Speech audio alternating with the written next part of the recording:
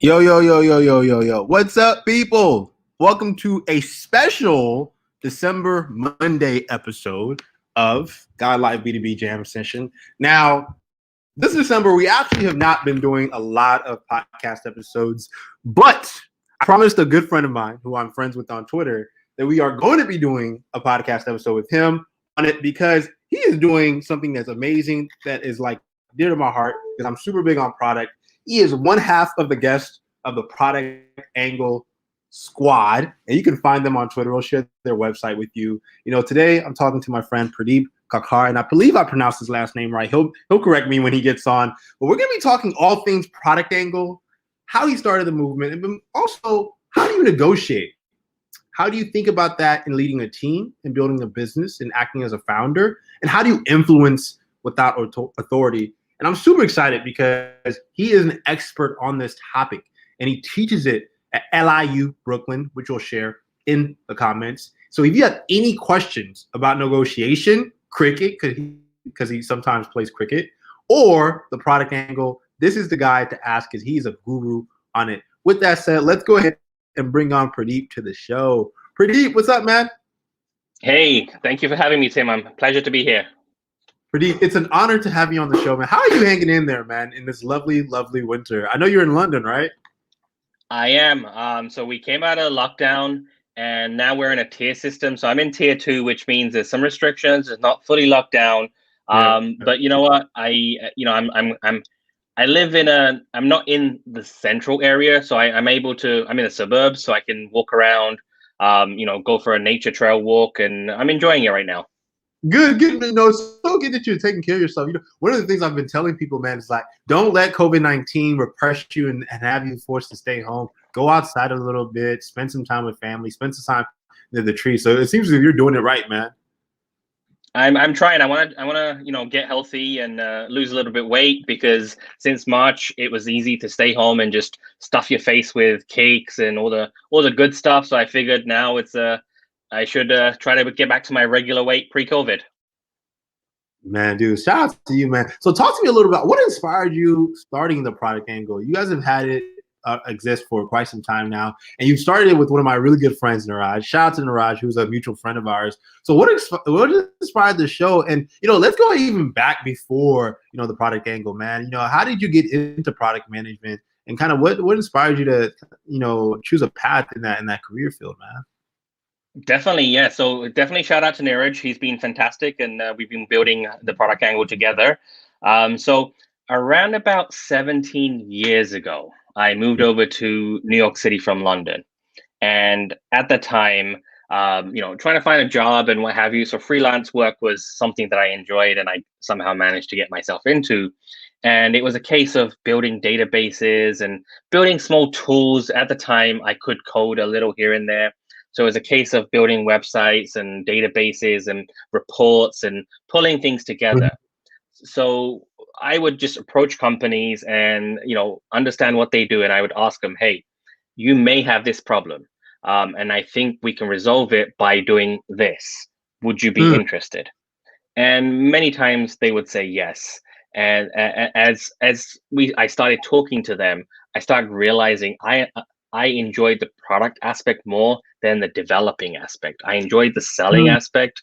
I enjoyed understanding the user and creating a vision and a roadmap and just that side of the house versus developing. So over time, I outsourced the development work and I became more of a freelance product manager back in 2003, 2004, when it wasn't really called product management and then it wasn't really what it was or what it is today. wow. So you've been doing it for quite some time. I have, but then, for some reason, don't ask me why, I wanted to go work in corporate America.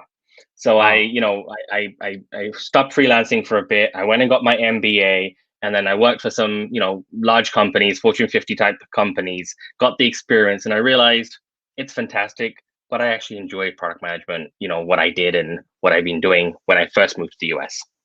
Wow, wow, wow.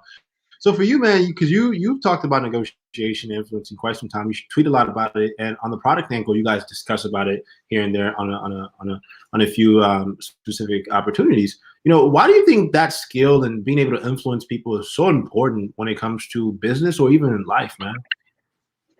So from a product perspective, product managers, as you know, have zero authority over anybody. They have to influence the team Hmm. using other means. And in life too, at the end of the day, I think everything revolves around sales. Whether you're looking for a job, in my opinion, you're selling yourself to your potential employer.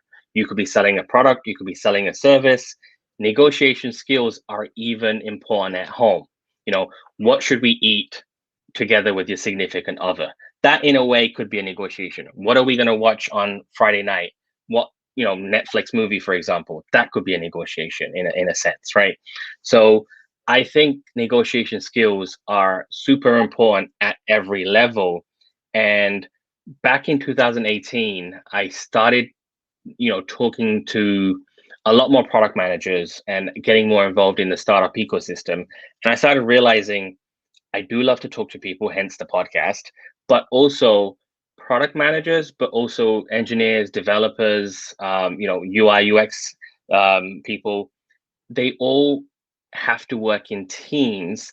And sometimes when you have to defend your decision or you need engineering to do something, the first thing is why or what's the ROI? What's in it for me? There's a lot of conversations that take place. Mhm. And some of these conversations aren't taught in schools or educational programs where people are going to learn product management right now. Mm. And on the flip side, I was talking to various people at Fortune 50 companies and startups. And as you know, product management varies if from a startup to a Fortune 50 company. And some of the feedback I received was the hires from these educational programs, they were fantastic in the hard skills. How do you build a Mm. roadmap? How do you do a customer journey or whatever? The hard skills, they were fantastic. But when it came to working with others, that communication skill or that how to influence somebody or how to get somebody excited about something or storytelling, those soft skills were lacking, for lack of a better word.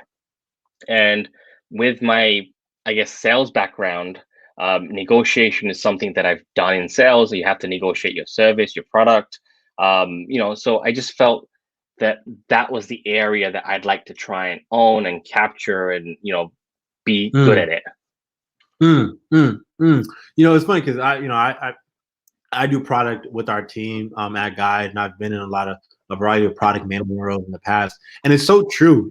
PMs they have no authority unless you're the Yeah, CEO of the company. You don't have any authority to fire, dismiss, and do and do anything in relation to operational. You truly have to be someone that's kind, compassionate, and be able to talk with people in a way where you can just influence but still be rational. And I found junior product managers really struggle with doing that, just yeah. because the skill of negotiation, but also I think to a degree empathy building and kind of communicating from a place of shared understanding is really really hard for people in the early stages of their career. Absolutely. I fully agree with you. And that's what I've been hearing after talking to people. But I feel like the junior product managers, they're more focused on the hard skills because I think they think that that's what's going to get them through the door, and then they'll pick them up as they go along. So that's the message I'm trying to send, that soft skills are just as important as hard skills, and you need to complement the two together. It's so true, man. I would love for you to share with us, man, because you've been around for quite some time talking about this. What are some of the books that people can read on influencing and better leading people if they're a product manager, but not even only a product manager? If you want to be in a leadership role, what are some of the books that you guys recommend as the product angle squad or team? Definitely. So I'm a big fan of Richard Shell's book. It's called Bargaining for Advantage, Mm, Negotiation Strategies for Reasonable People. So it does have that negotiation element to it, but it brings it back into a context that involves business, but also in order to negotiate or influence effectively, you have to understand your strengths. And I'll give you an example of this. A couple of years ago, more than a couple of years ago, we were sitting around a table, and there were 6 people from the opposing company and 6 people for the company I worked for. And we were negotiating, and all of a sudden we started asking certain questions about finances and interest rates and penalties and what have you. So the finance person on the other end of the table, he was new, to the table, and maybe new in the first negotiation, whatever. And the more questions we asked, the more discounts that we started getting. And the lead negotiator, or the lead team member of the other team, requested a timeout. After 10-15 minute break, we all came back into the room, and this person did not say another word for the rest of the negotiation.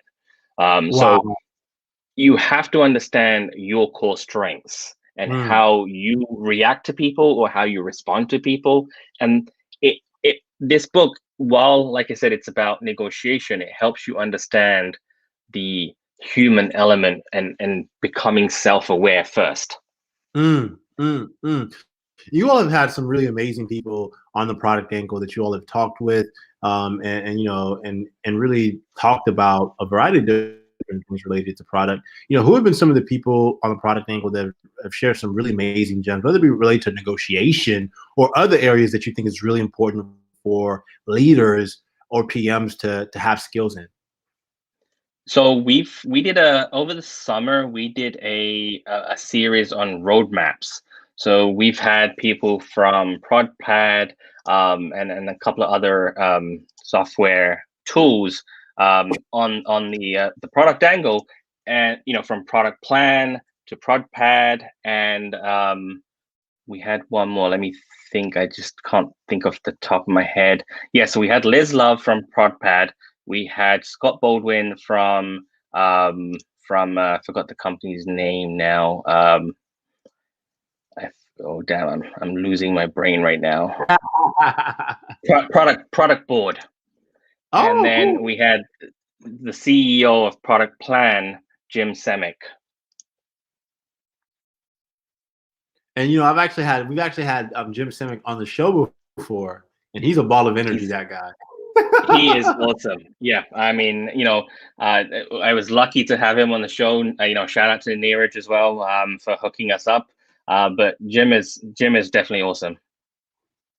That's amazing, man. So for you, when it comes to influencing and negotiating people, what would you be your 2 to 3 takeaways that you think our audience and our community really needs to nail if they want to be great at it in their role and in their lives?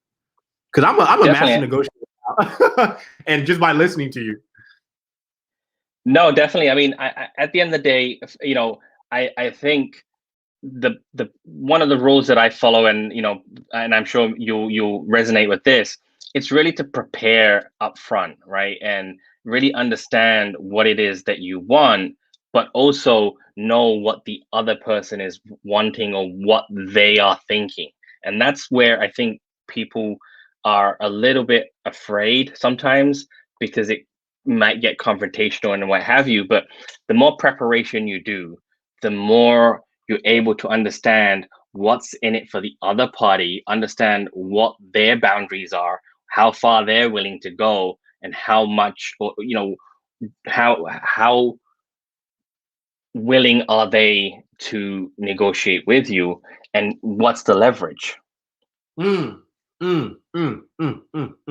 It's powerful. I think one key thing that I love that you said, that I always encourage and ensure that even founders, entrepreneurs, and product managers understand is this concept of leverage. Even for me, I've been in a lot of fundraising investment meetings, and we're a venture-backed company. A lot of people don't understand the power of leverage when you're having a conversation with an investor, or even if we apply it to the product context of building a product. When you're in a conversation with maybe a stakeholder, what's the leverage you bring to the table to influence a better decision with shared understanding, right? I think a lot of people, when they think about negotiation, it's almost as if like, oh, I want to get more money for me, but really you always want to go negotiate from a place of how do we align incentives, not how do we how does one side get more than the other. Oh, absolutely. That's that's what people think when you negotiate. It's like a used car salesperson where there's more money for me. I'm trying to get more money, but it's not about that. The best negotiators walk away with a deal or whatever you want to call it that make both parties happy and both parties are getting what they want, or what they're getting value from it, from both both parties are getting value from it. Man, 100%, man. With that said, Pradip, thank you for coming on the show, man. Where can everyone that is listening and tuning in right now follow you and the movement that you continue to lead with the product angle? Yep, I am theproductangle.com, and the product angle on Twitter. That's the best place to start to find me from there. And please make sure you follow Pradip on Twitter. He's a ball of energy and he shares great tweets. I'm grateful enough to be following him on Twitter to learn from him when he does tweet. And we have had him on the show here first. Y'all, please make sure to check out this episode. Tune in, tweet him if you have any questions, and reach out to us if you want to be on the next episode. If you know someone that's as awesome as Pradip who needs to be on the next episode. Pradip, man, it was so lovely having you on the show. Can we please have you back in the future?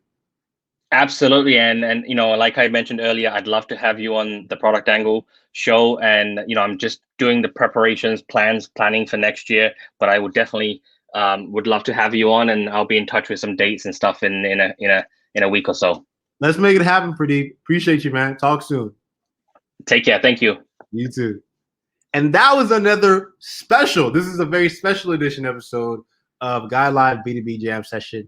I hope you all are having an amazing day one. At God, it's always day one. With that said, thank you all so much for tuning in to this super impromptu special December edition, because we have not been doing episodes at all this year, y'all. But I promised my friend Pradip that we have to get him on so he can share a little bit more about the power of influencing negotiation and how do you build leverage if you're fundraising for your company, or even if you are in a product management role looking to serve customers.